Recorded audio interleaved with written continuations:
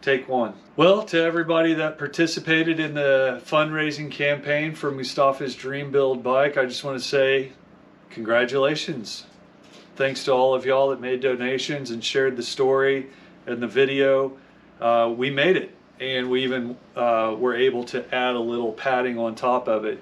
And because of that, we were able to get him some extra parts, which we were hoping for, as well as the Bluetooth speaker to let him listen to his tunes while he's on the go. So without further ado, we're going to start this build process, and I'll go over each individual piece that we put it on and why we picked it as we go. So hope you enjoy. For those of you that don't know what this video is about, just check my videos below and you can see that we did a fundraising campaign and what it's all about. So here we go.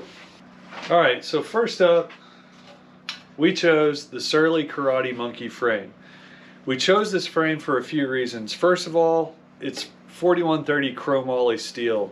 So this puppy is made to take abuse. Literally, oil-filled equipment is made out of the same material. It's not the lightest, but it can take a beating, and it actually likes it.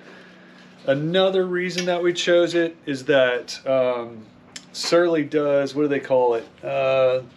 An electrophoretic deposition on the inside of the tubing.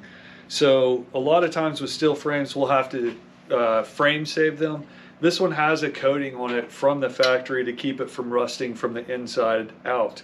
So all things go well, Mustafa should be able to ride this bike for probably the rest of his life. All right, because it's a steel frame, we want to grease the inside of the seat tube really well. This is going to keep the seat post from bonding to the inside of the frame so that we'll be able to get it out later should we need to. And so we'll put a good coating in there. Also, we wanted a bolt-on seat collar. That way somebody can't quick release it off and just steal his seat and seat post.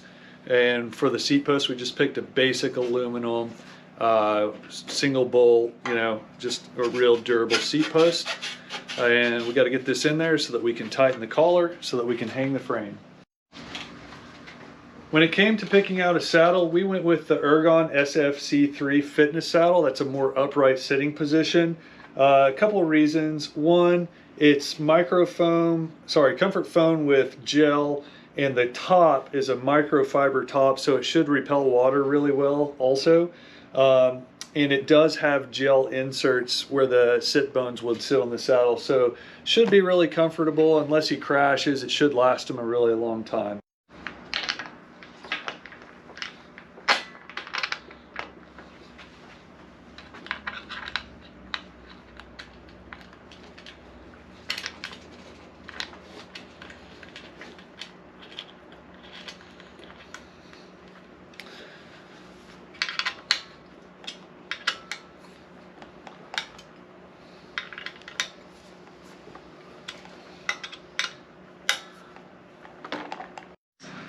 Okay, so next we have to be able to turn the handlebars, and to do that you have to have a headset. The headset goes inside the head tube on the bike, and what we chose was a Cane Creek headset. It's an aluminum cup, so it's real light, and it comes with a cartridge bearing on the top and bottom. Cartridge bearings are nice for a headset, that way you don't have to mess with them. They have seals on both sides so that they don't easily get contaminated with debris and water, and so that's a cartridge bearing on the top and bottom. So hopefully once we put this in, we shouldn't have to deal with it or take it out. We're going to grease the inside of the head tube. That way we get a nice smooth press when we put the cups in.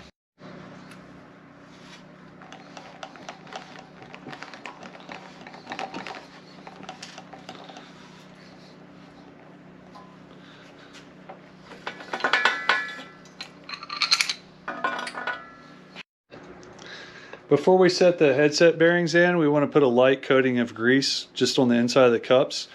And what this will do is it'll help keep the bike nice and quiet and keep the headset bearings from creaking inside their cups.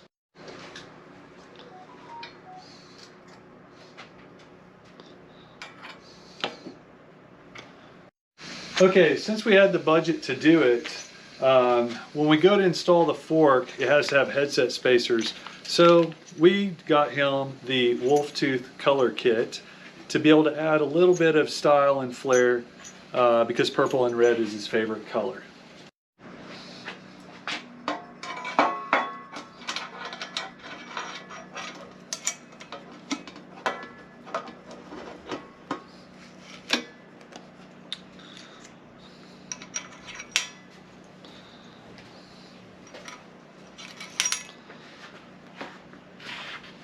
And of course, we had to get him a red stem.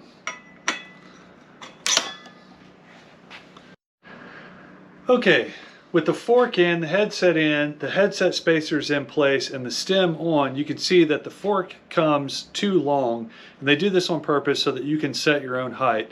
We've put all the spacers in here. And he's going to be running a BMX handlebar, so it'll be a nice relaxed position. So we're going to cut it at the top of the stem here. Now I'm going to make a mark just on the top, and what we'll need to do is we'll need to cut below that line but above this bolt right here. So what I do is I measure from my line to the top of the bolt in millimeters, and I cut it at about half. So that way it will be sized up, it'll be safe to ride, and it'll be good to go and nice and relaxed.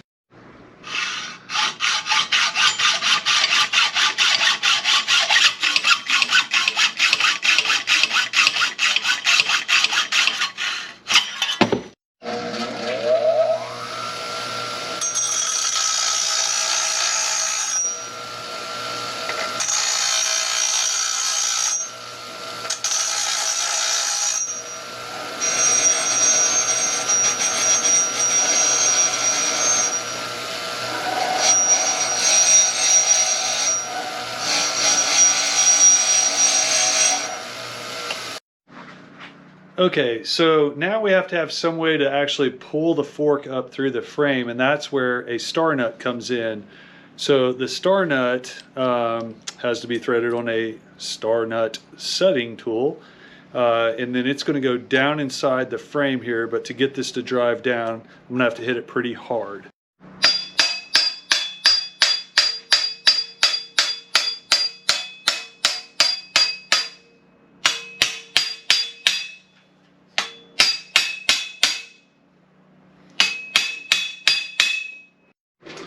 All right, we got the fork cut, and now we can put the fork in the frame and the headset spacers on. I always like to grease my headset spacers. That keeps them a lot quieter because these are parts that can move on top of each other. Probably not something that would ever bother Mustafa, but that's how we build our bikes here at the shop. So we're going to do the same for his. So we'll give all those a nice good amount of grease, and then I'll grab my fork, slide it through the frame. And this is where we always keep our fingers crossed that we made our cut at the right length. So let's see, shall we? Boom, perfect. Okay, so now we can put our top cap on top of the stem, and this bolt is going to thread into the star nut that we just set inside the fork. And so we'll just give that a quick thread here. And now I can draw it together, and then I can come back and torque these bolts whenever we're towards the end of the build process. We just couldn't resist putting an old school style two-piece BMX handlebar on this. It's going to make it really comfortable to ride, give them a more upright riding position, plus it'll just have that cool BMX flair to it. So if this were my bike, that's what I would have done. And we want him cruising in style. So we're going with the BMX bar. Now I've already greased these bolts, so they should go in nice and smoothly and provide us good, accurate torque.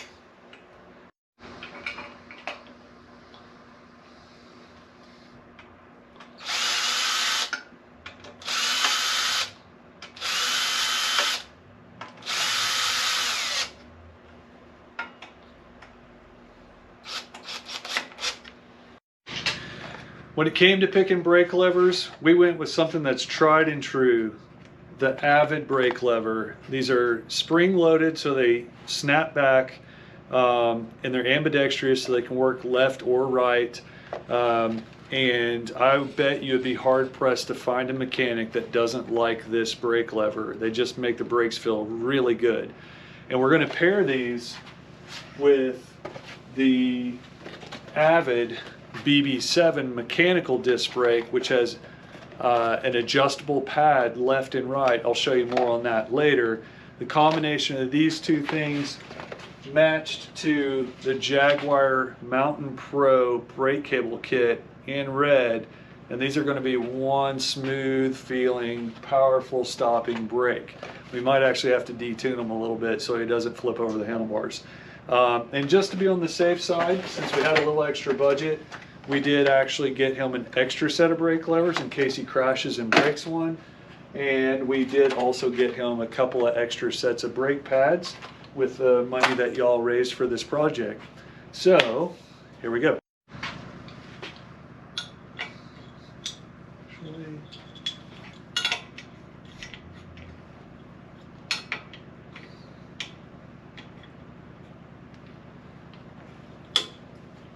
Should have loosened that one up a little bit.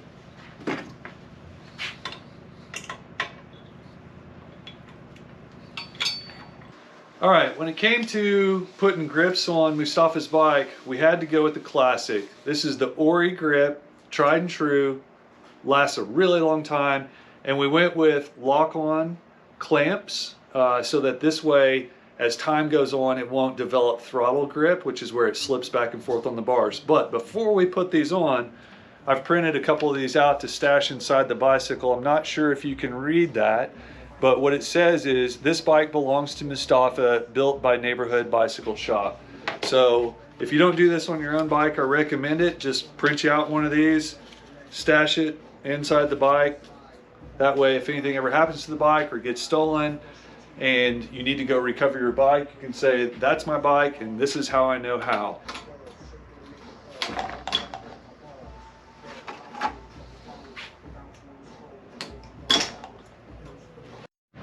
All right, now we're going to put the actual brake calipers on, and this is the Avid BB7. Now, we chose the Avid BB7 because it has dual adjustability on the actual brake pads. So each one of these moves the pad contact in or out. Now, this is really important for Mustafa because when he pops in here with a flat tire or just to say hi, it'll be real easy for us to just reach down while we're talking to him, give this a quick turn on each side, and now he's got more brakes again. So as they wear down, we can move these pads in. This is a mechanical brake, so it is actually a cable that's pulling it rather than hydraulic fluid, so it's super low maintenance. And if he messes up a brake cable, then we can just easily replace that later. And you all did raise enough money to buy him an extra brake cable set. So we'll be ready to go for years and years, especially having extra brake pads. Okay, so to mount the brake on the fork, we do have to use an adapter because this is a tab style mount, and what we're using is a post style brake. So this is an adapter that will allow us to bolt it from the top side.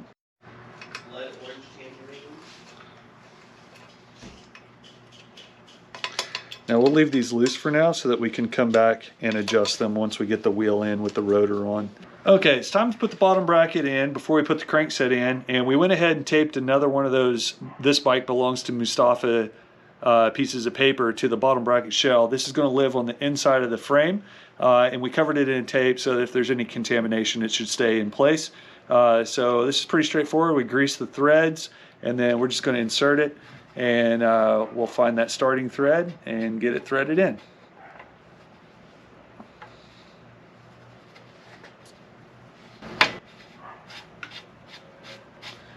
Little trick to find the starting point on the thread is to turn it in the opposite direction it needs to go until you hear a click, and then you know you're lined up and ready to thread it the rest of the way in.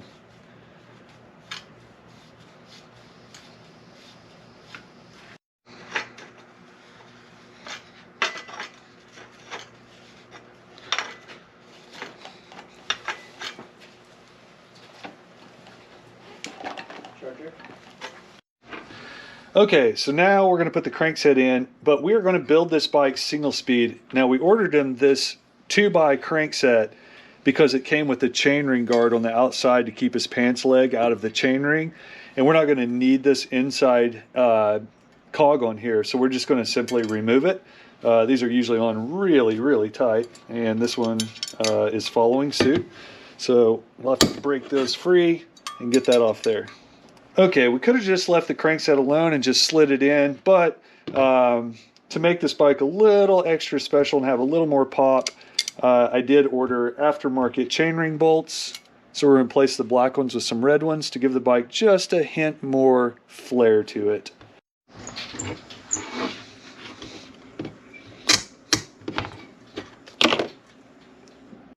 Okay, time to slide the crankset through. So we grease the spindle and we just simply slide it right through the bottom bracket shell, and it should just bump nicely right in there. And we put the non-drive side on, should thread right on, keyword being should.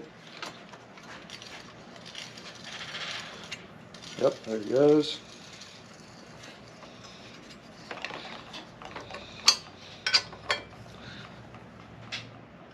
Voila. Okay, to ride any bicycle, you're going to need some pedals. So what we decided on was the DMR V12s. This is an aluminum body with a 4130 chromoly spindle with cartridge bearings on them. And then they have replaceable, removable pins on the inside, so we can take those off or put them on depending on what he prefers. These are a popular choice with a lot of downhill mountain bikers. So they're designed to take a beating. These should last for lots of years.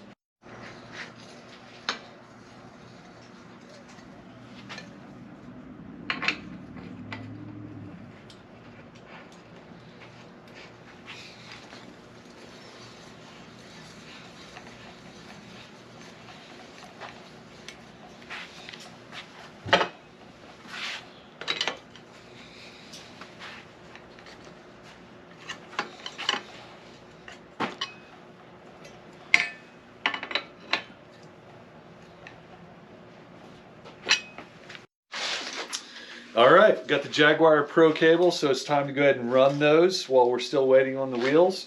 What we want to do is catch these inside all the zip ties, so I've got those ready to go because we need to size the length of housing. So we're just going to mock it up here just real quick and just run it just to kind of see how long it needs to be. And as we pull it through here, try to whip JD with it. That's what he would do. And then we'll bring it around. And when sizing a cable, what you want to do is make it just long enough to bring the handlebars most of the way around. And then you want that cable to kind of start to pull tight when it gets to this point right here. And that's how you know you've got the right length cable and you don't have a big floppy cable hanging off the front. So once we have our length, we just simply mark with our fingertips, cut it, and there you go. So we got the cable lightly zip tied in place, and we want to run this inner wire. Before I do that, I always like to make sure that the opening is as wide open as it can be. And then one of the tricks that I like to use, especially on full length housing, is I like to take some wet chain lube. My favorite is the Finish Line wet, and give a couple of drips down into the actual brake hose. So that way when I thread it through there, it's going to drag that chain lube through there, and that'll keep it really, really slick for a long time. It's not as important on the front brake cable as it is on the rear, because the rear obviously has the longer piece of housing to it. So I always do that at least on the rear, sometimes on the front cable depending on the bike. But now that I'm pushing it through here, I can tell you this is extremely smooth. And before you put a cable head into a brake lever on a mechanical cable, it's always a good idea to just put a dash of grease on the top of that too. This is a part that actually does affect how the brake feels. If you don't put grease on that lead end, inside the lever, it'll actually kind of creak inside there, and so your brake will feel real notchy whenever you pull the brake lever, and we don't want that. We want it to feel real smooth. So put some grease on that, go ahead and route it inside the lever, such as that. Put it in the barrel bolt, twist it down, run the inner wire the rest of the way through, just like that. Bam.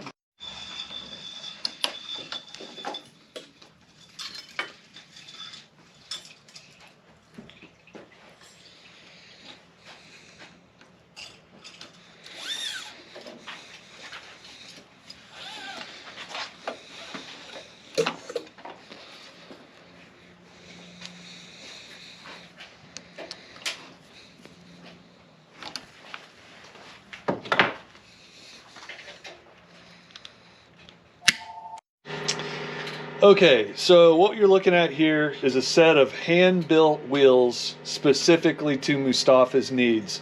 And we chose each part for a reason. First of all, this is a Shimano XT hub. So this XT hub set is, think of it as the Honda or Toyota of hubs. These puppies just work for years and years and years with no problems. And it's a center lock disc rotor, so it keeps the disc brake really straight when we tighten it down.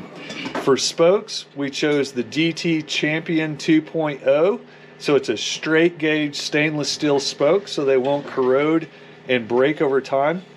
For the tension, we used brass nipples instead of alloy. They also just last a lot longer. And the rim is an aluminum spank downhill mountain bike rim. So this is made for riding extremely aggressively. So all of those things combined should make, and we also chose a 32 spoke count wheel, so a higher spoke count wheel as well. So all of those things combined provide actually a really light wheel set, and very durable at the same time, and the bearings are just silky smooth in them, so he's going to be able to just roll forever. Now when it came to tires, we chose the Schwalbe Supermoto X 27.5 by 2.8 inch tire.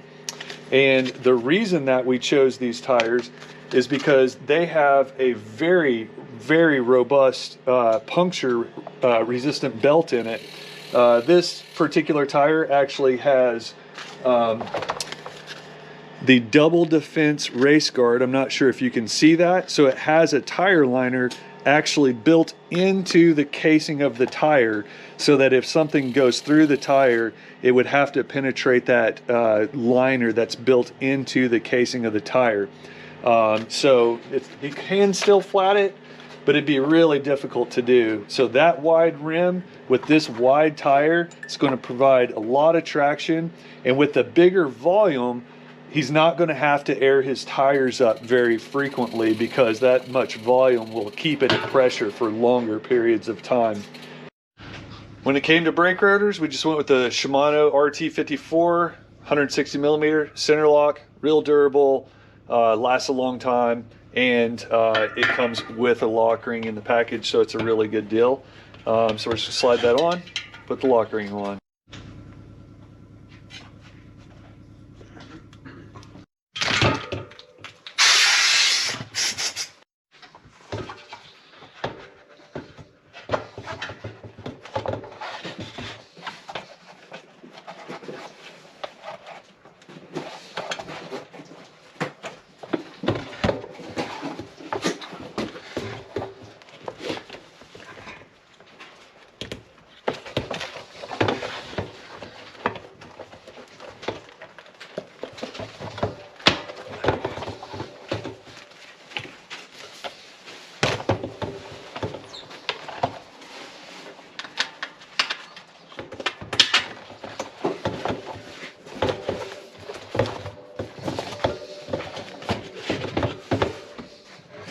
Now I should talk about the tube.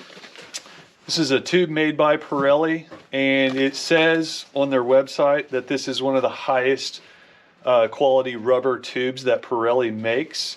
So we went with that one so that he could have a good quality tube, which should make it a little less puncture prone. So hopefully he'll get lots of life out of those tubes. But through the fundraising, we were able to order him a couple of extras as well. I think we have 4 extra tubes now. Man, this wheel tire combo is going to be really cool.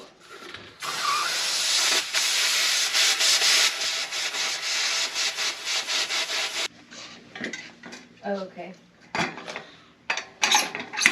I don't think so, not at this time. Go back.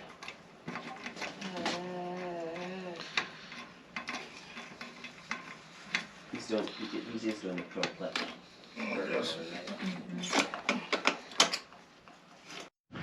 When it came to chains, we decided on the SRAM PC 971. This is a 9-speed multi-speed chain, but they're real durable. They've got a good coating on them so they don't rust real quickly, and they're real easy to connect. They come with their own connector link.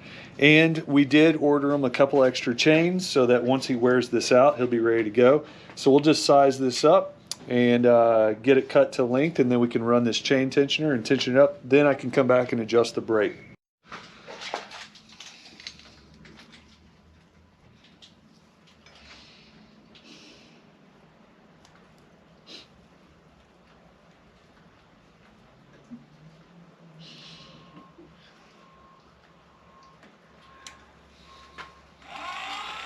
Little trick to seat your master link, put it on the top side, hit your cranks, seats it just fine.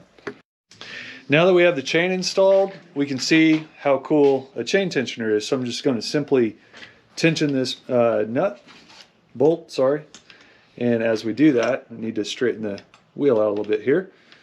You can see it brings it right up to tension, and once we get close, it'll also center the wheel at the same time. All right, the great thing about the BB7 is with dual adjustable pads here and here, I can simply run the brake pad all the way in to where it's clamping on the brake rotor, and I've added cable tension now. So all I have to do at this point is simply torque down the caliper with the two bolts from the top here.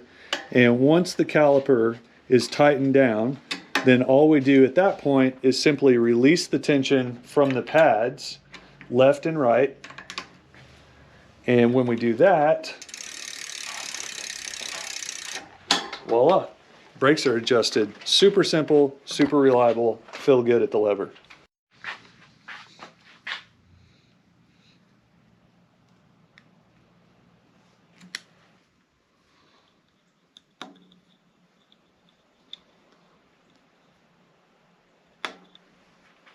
Okay, so now we're mounting the lock bracket, and this is the new ABUS bracket. It's really nice, super secure.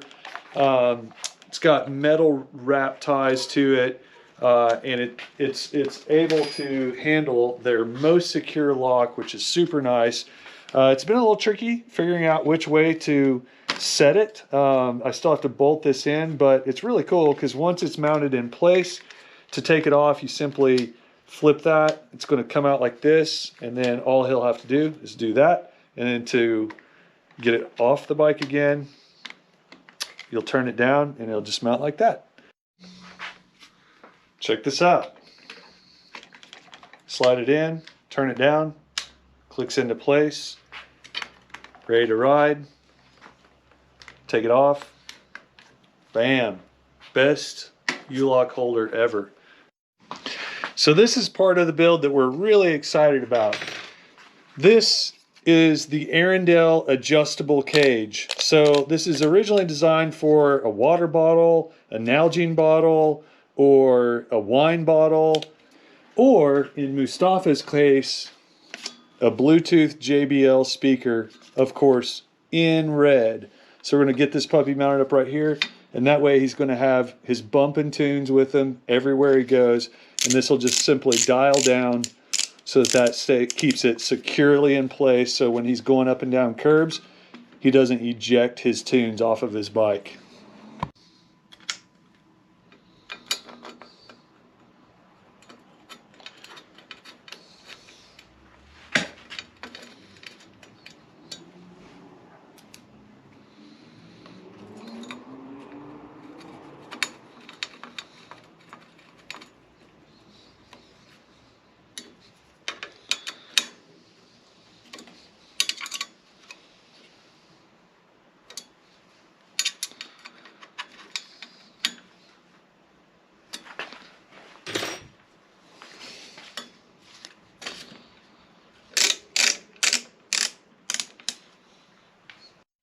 Well, we could have stopped there and this bike would have been really, really sweet, but just couldn't help myself. So I had to order him because we've got these 3 main bottle bolts here that we're not going to use for anything.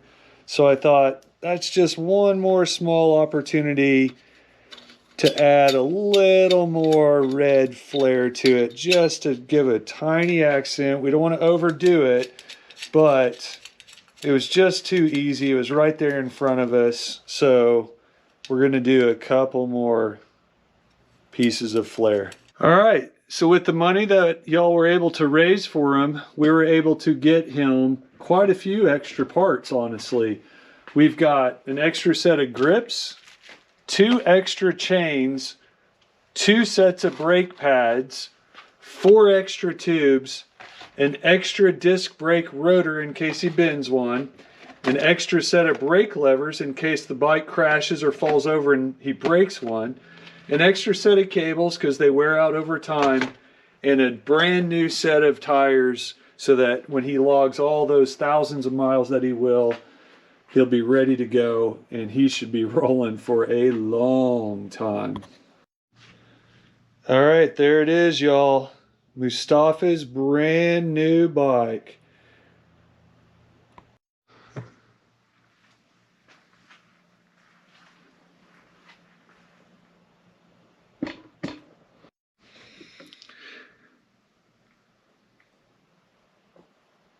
So I almost forgot. To keep Mustafa safe at nighttime, we also ordered him the Night Rider Lumina 900 lumen headlight. Super, super bright. We're talking car headlight bright. And the, what's it called? The VMAX Plus 150 lumen tail light. These suckers are going to be impossible not to see him at nighttime. With that 900 lumen headlight, he's easily going to be able to see where he's going. So it'll be nice and safe. All right, that concludes the build process. From all of us at Neighborhood Bicycle Shop, we just want to give a heartfelt thank you for participating, for sharing the video, for giving us encouragement, and for contributing the dollars to make it happen. It was really amazing to see the community come together to make this dream come true for Mustafa. We really do believe that we built the perfect bicycle for him. And if you want to see him be presented with the bicycle, that video is coming next. So click the subscribe button. And if you want, hit the notification bell. That way you can be notified whenever that video goes live. So again, thank you so much. See you soon.